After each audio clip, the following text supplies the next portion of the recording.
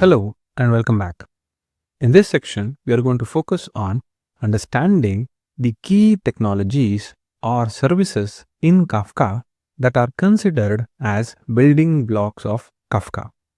To make this learning easy, let us first try to understand the use case. We are going back to our EV charging use case. So we have a Kafka cluster and then we have our producers. Producers are nothing but some of the services or IoT devices that produce events. Now, when these events are produced, they land in what we call as a topic. Now, what is a topic? We are going to definitely understand that in this particular section.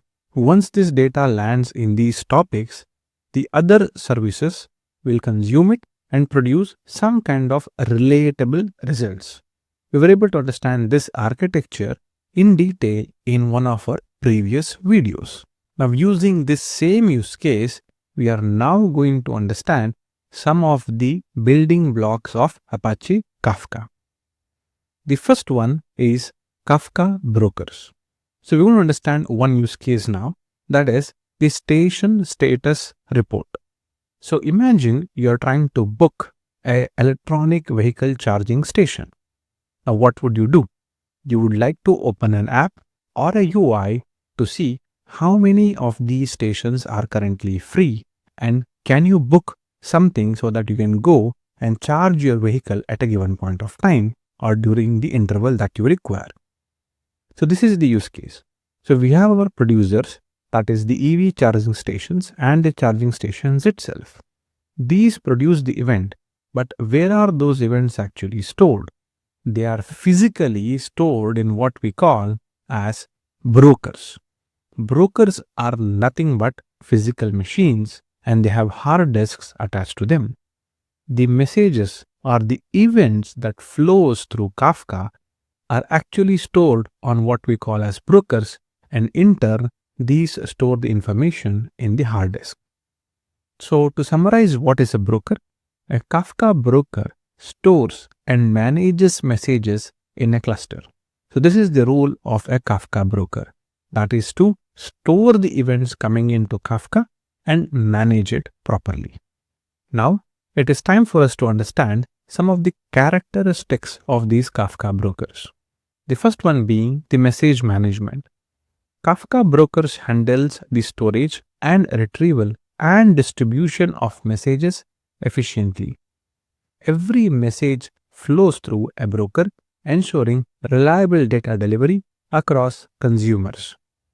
Without brokers, managing large-scale real-time data streams would be chaotic and unstructured.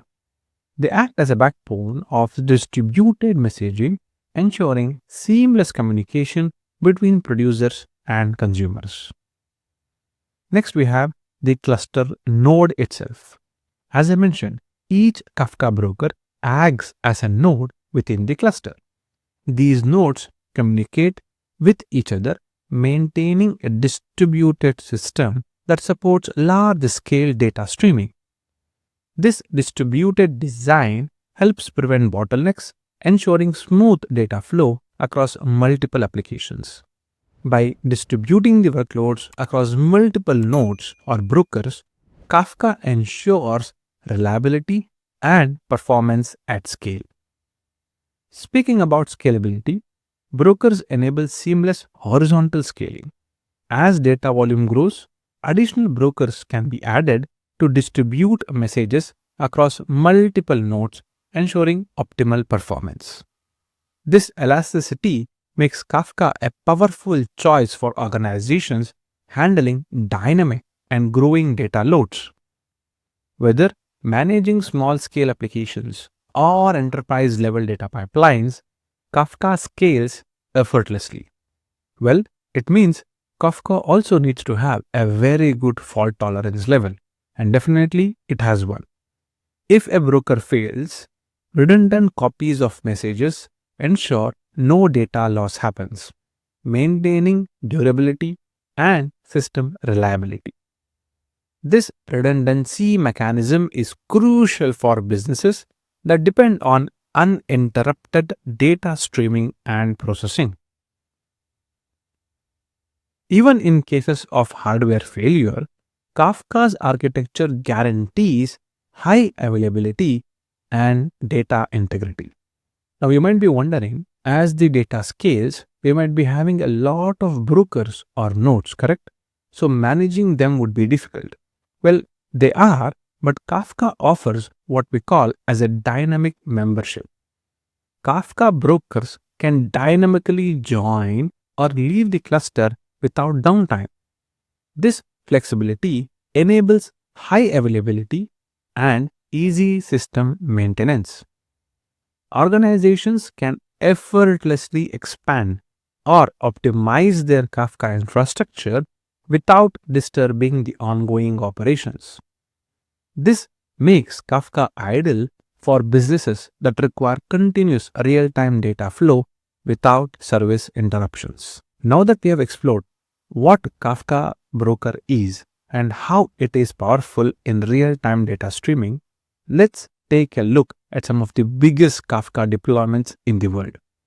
Companies like Netflix, Pinterest, PayPal, and LinkedIn operate at an incredible scale, running thousands of brokers across massive clusters to handle trillions of messages every day. Netflix leads with around 4,000 brokers across 50 clusters, supporting a trillion messages daily to keep your streaming experience seamless. Pinterest matches that scale, pushing 4 trillion messages a day at 50 GB per second, storing an exabyte of data in AWS S3. Well, PayPal isn't far behind with 1,500 brokers over 85 clusters, ensuring 99.99% uptime for secure transactions across the globe.